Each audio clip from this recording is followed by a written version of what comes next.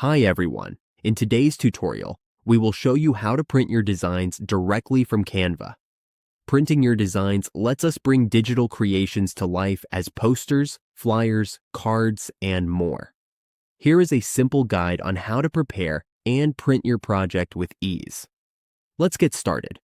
On the Canva dashboard, if we want to print our projects, we can print them directly by pressing Ctrl+P on the keyboard. From here, we can print based on the number of pages we need. Alternatively, we can go to Share and click Download, then choose to download as a standard file. Let's download this one. Once the file has downloaded as a PDF, as you can see, it is now complete. We will now open this as a PDF. Here, we have our project ready to go. We can print this by clicking the Print button, and that's it. We have successfully printed our design from Canva. Now we can enjoy our creations in physical form or share them with others.